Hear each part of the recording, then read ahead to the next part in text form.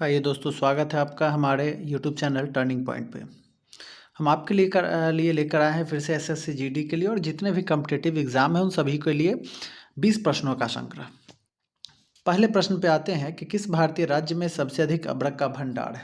दोस्तों, सबसे अधिक अब्रक का भंडार जो हम जानते थे कि वो बिहार में चला जाता है, तो हम यहाँ पे गलत हो जाते हैं। सबसे बड़ा अब्रक का भंडार वर्तमान में आंध्र प्रदेश के पास आ जाएगा। पहला स्थान किसका आ जाएगा? आंध्र प्रदेश का। बिहार जो है वह सेकेंड स्थान पे आ गया है। बिहार जो है वह दूसरे स्थान पे आ गया है। अब्रक जो है वह विद्युत का कुचालक होता है। अब्रक जो होता है वह किसका? अब्रक जो होता है वह विद्युत का कुचालक होता है। विद्युत का क्या होता है? यह कुचालक होता है। अब्रक जो विद्युत का कुचालक होता है। ठीक है, दूसरे प्रश्न पे चलते हैं। दूसरा प्रश्न यह है कि निम्नलिखित में से कौन सा मंदिर मौजूदा चोल मंदिरों में से एक नहीं है। दोस्तों, चोल मंदिरों में से एक यहाँ पे जो ऑप्शन नहीं है वह है कंपहारेश्वर मंदिर। कौन सा मंदिर है? कंपहारेश्वर मंदिर। जो कंपहारेश्वर मंदिर कोलोतुंग तृतीय ने बनवाया था। किसने बनवाया था इसे बनवाया था कोलोतुंग तृतीय। कोलोतुंग तृतीय ने बनवाया था इसे। कोलोतुंग तृतीय ने त्रिभुवनम में बनवाया था। वर्तमान में इस मंदिर का कोई अस्तित्व नहीं है यहाँ पे। ठीक है, चलिए तीसरे प्रश्न पे आते हैं। तीसरा प्रश्न आपका कहता है कि विश्व में गेहूं का सबसे बड़ा उत्पादक देश कौन सा आ जाएगा। दोस्तों, विश्व में गेहूं का सबसे बड़ा अगर उत्पादक देश है तो सबसे बड़ा उत्पादक देश चीन आ जाएगा। चीन जो है या फर्स्ट स्थान पे आ जाता है गेहूं उत्पादन में अग्रणी।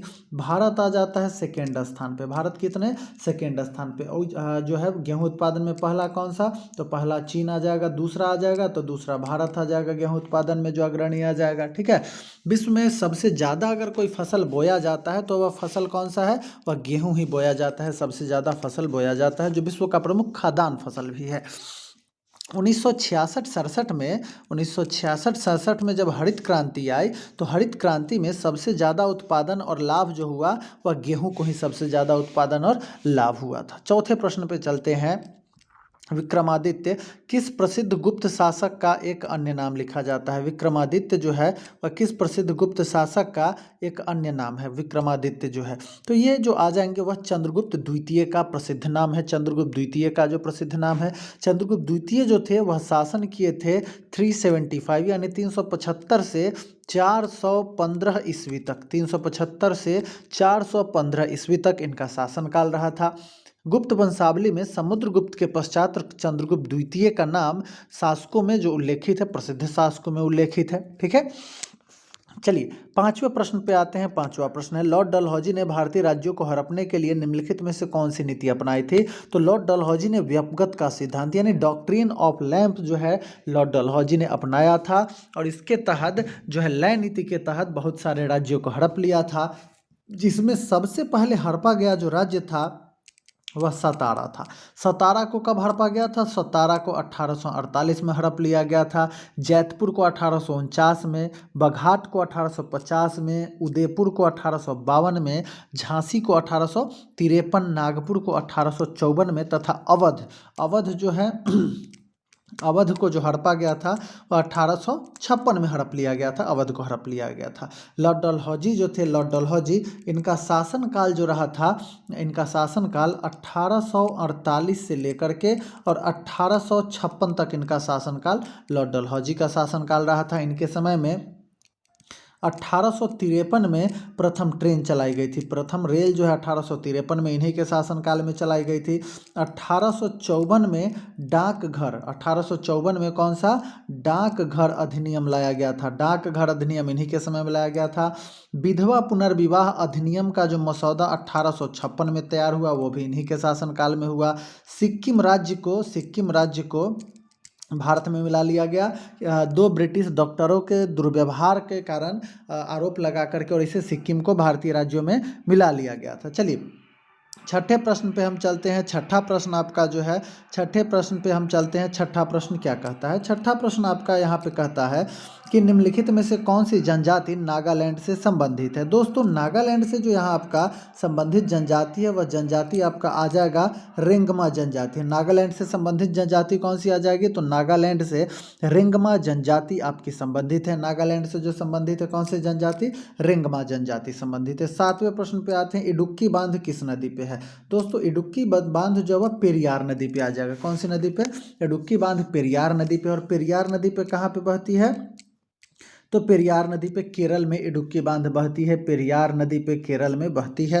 हीराकुंड परियोजना आ जाएगा महानदी पे, कौन सी परियोजना आ जाएगा, हीराकुंड परियोजना आ जाएगा महानदी पे, हीराकुंड परियोजना महानदी पर है। यह विश्व का सबसे लंबा परियोजना आ जाएगा, विश्व का सबसे लंबा परियोजना में से एक आ जाता है, हीराकुंड परियोजना आ जाता है। हीराकुंड बांध महानदी पे है और हीराकुंड जो है वह उड़ीसा में अवस्थित है। हीराकुंड कहाँ अवस्थित है, हीराकुंड उड़ीसा में अवस्थित है, हीराकुंड अवस्थित है। 8वें प्रश्न पे आते हैं कि निम्नलिखित में से कौन सी ग्रीन हाउस गैसों के उत्सर्जन से संबंधित अनिवार्य सीमाएं तय करने वाले औद्योगिक देशों के बीच की एक अंतर्राष्ट्रीय संधि है। तो वह संधि जो आ जाएगा आपका क्योटो प्रोटोकॉल का आ जाएगा। कौन सा आ जाएगा, क्योटो प्रोटोकॉल आ जाएगा। क्योटो प्रोटोकॉल जो है यह जापान में हुआ था। क्योटो प्रोटोकॉल तो जापान के क्योटो में हुआ था और जापान के क्योटो शहर में कब हुआ था, तो 1997 में हुआ था। जापान के क्योटो शहर में कब हुआ, 1997 में हुआ था।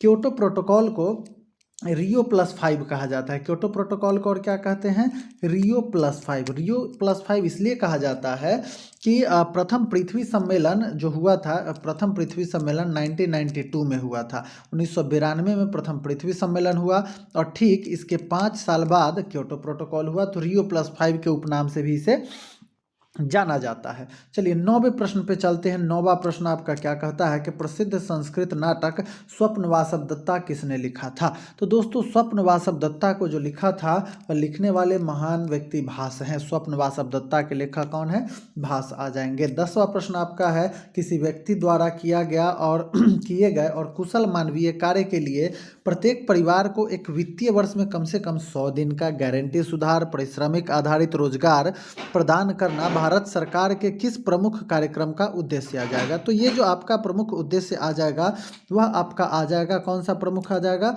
तो वह आ जाएगा मनरेगा से आ जाएगा। कौन सा उद्देश्य आ जाएगा, ये आ जाएगा आपका मनरेगा से। मनरेगा जो उद्देश्य है आपका उससे आ जाता है। मनरेगा कब लाया गया था दोस्तों, मनरेगा को पहले नरेगा के नाम से जानते थे।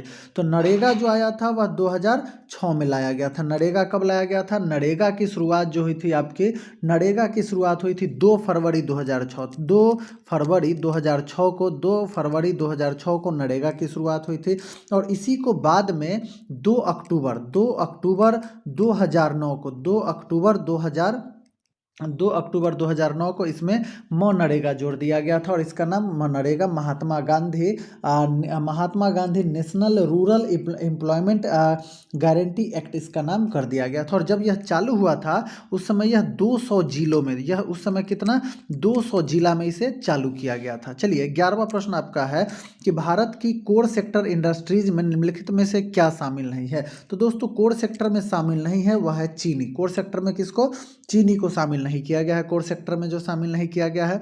12वां प्रश्न आपका है संविधान के किस अनुच्छेद के तहत भारत का उच्चतम न्यायालय मौलिक अधिकारों के परिवर्तन के लिए रिट जारी कर सकता है। तो उच्चतम न्यायालय जो है जैसे ही आ जाएगा यानी आपका आ जाता है एससी सुप्रीम कोर्ट। तो सुप्रीम कोर्ट अनुच्छेद 32 के तहत जो है जारी कर सकता है। 5 प्रकार की रिट आ जाएगा। जैसे ही एचसी आ जाता है यानी हाईकोर्ट आ जाता तो हाईकोर्ट जो है वो अनुच्छेद 226 के तहत करेगा। हाईकोर्ट कौन से अनुच्छेद के तहत, अनुच्छेद 226 के तहत हाईकोर्ट जो है वह 5 प्रकार की रिट जारी करती है आपकी। चलिए 13वां प्रश्न आपका आता है। 13वां प्रश्न पर है कि हार्ड डिस्क किस प्रकार की स्टोरेज डिवाइस है। दोस्तों हार्ड डिस्क जो होता है वह द्वितीयक स्टोरेज डिवाइस होता है। हार्ड डिस्क कैसा होता है, द्वितीयक स्टोरेज डिवाइस होता है हार्ड डिस्क जो होता है। 14वां प्रश्न है अफ्रीका में विक्टोरिया जलप्रपात किस नदी पर अवस्थित है। दोस्तों अफ्रीका में जो विक्टोरिया जलप्रपात है वह जैम्बेजी नदी पे अवस्थित है। अफ्रीका में जो विक्टोरिया जलप्रपात है किस नदी पे, जैम्बेजी नदी पे। इसी पे करीबा बांध है, इसी पे कौन सा बांध बनाया गया है, करीबा बांध का निर्माण जो है जैम्बेजी नदी पे किया गया है। करीबा बांध का नील नदी पे अगर कोई बांध बनाया गया है तो नील नदी पे बांध का नाम है असवान बांध। नील नदी पे बांध का नाम कौन सा है, असवान बांध है नील नदी पे बांध का नाम। 15वां प्रश्न आपका है 1 पेटाबाइट बराबर। तो दोस्तों 1 पेटाबाइट बराबर लिखा जाता है 1024 टेराबाइट लिखा जाता है। कितना, 1024 टेराबाइट लिखा जाता है। और टेराबाइट जो है एक पीटी बराबर 224 टीबी आता है, और एक टीबी बराबर 224 जीबी, और एक जीबी बराबर 224 एमबी। ठीक है, मतलब इसको हम उल्टा ले चल रहे हैं। ठीक है, तो अगर बाइट से केबी में, केबी से एमबी में, एमबी से जीबी में, और जीबी से टीबी में आ जाता है। ठीक है, सुपर कंप्यूटर की गति को हम फ्लॉप से मापते हैं। किससे मापते हैं? सुपर कंप्यूटर की गति को हम मापते हैं फ्लॉप से, FLOPS, फ्लॉप से सुपर कंप्यूटर की गति को मापा जाता है। फ्लोटिंग ऑपरेशन फॉर पर सेकेंड जो मापा जाता है, इसको मापा जाता है। 16वें प्रश्न पे चलते हैं। 16वां प्रश्न आपका कहता है कि कंप्यूटर शब्दावली में, कंप्यूटर का जो शब्दावली है उसमें CLI का पूर्ण रूप क्या लिखा जाता है? दोस्तों, इसमें CLI का पूर्ण रूप लिखा जाता है कमांड लाइन इंटरफेस लिखा जाता है। कमांड लाइन इंटरफेस लिखा जाता है, CLI का पूर्ण रूप लिखा जाता है कमांड लाइन इंटरफेस। 17वां प्रश्न आपका है, निम्नलिखित भारतीय संविधान के अनुच्छेद में से कौन से अनुच्छेद में राज्यों में विधान परिषदों के गठन के लिए प्रावधान दिया गया है? तो किसी राज्य में अगर विधान परिषद गठन करना हो, या फिर गठन है उसका विघटन करना हो, तो उसे अनुच्छेद 169, 169, 169 के तहत गठन किया जा सकता है, या फिर उसे हटाया जा सकता है। और यह जो कर सकता है वह राज्य विधानसभा के बहुमत से पारित होता है कि इसमें रखना है या फिर हटाना है। अगर है तो हटाने का प्रावधान होगा तो बहुमत लाया जाएगा, अगर नहीं है तो बहुमत से पारित करके फिर इसको भेजा जाएगा, संसद के पास भेजा जाएगा। अब वर्तमान में अभी 6 राज्यों में विधान परिषद है। वर्तमान में 6 राज्यों में विधान परिषद है, और इनके सदस्यों का कार्यकाल भी 6 वर्ष का ही होता है। इनके सदस्यों का कार्यकाल भी 6 वर्ष का आता है। 18वां प्रश्न है, भारत का पहला वायसराय कौन बना था? तो दोस्तों, भारत का पहला वायसराय जो बना था, भारत का पहला वायसराय बना था लॉर्ड कैनिंग को बनाया गया था। भारत का पहला वायसराय कौन बना था? Lord Canning. लॉर्ड कैनिंग को जो बनाया गया था 1858 के भारत शासन अधिनियम के द्वारा गवर्नर जनरल का नाम बदलकर वायसराय कर दिया गया था। गवर्नर जनरल का नाम बदलकर क्या? वायसराय नाम कर दिया गया था। चलिए, 19वां प्रश्न आपका आता है कि ककातिया राजवंश का अंत निम्नलिखित में से किसके द्वारा किया गया? तो दोस्तों, ककातिया राजवंश का जो अंत किया गया था वह दिल्ली सल्तनत के द्वारा कर दिया गया था। दिल्ली सल्तनत के खिलजी शासक अलाउद्दीन खिलजी के सेनापति मलिक काफूर ने, किसने कर दिया था? तो यह कर दिया था मलिक काफूर ने। मलिक काफूर ने इसका अंत कर दिया था। मलिक काफूर ने ककातिया राजवंश पर आक्रमण किया और इसका अंत कर दिया था।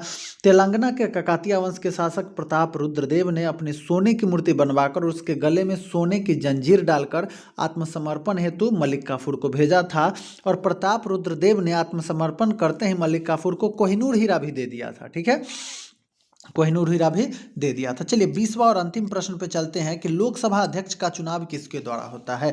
दोस्तों, लोकसभा अध्यक्ष का चुनाव जो होता है वह होता है लोकसभा के सभी सदस्यों के द्वारा। जो लोकसभा में चुने हुए सदस्य आते हैं, सभी राज्यों के लोकसभा सीटों से जो चुनकर सदस्य आते हैं, तो उनमें जो बहुमत होता है उनके द्वारा चुना जाता है। तो चुनाव होता है, उसमें जो बहुमत चुना जाता है वह लोकसभा के अध्यक्ष बनते हैं।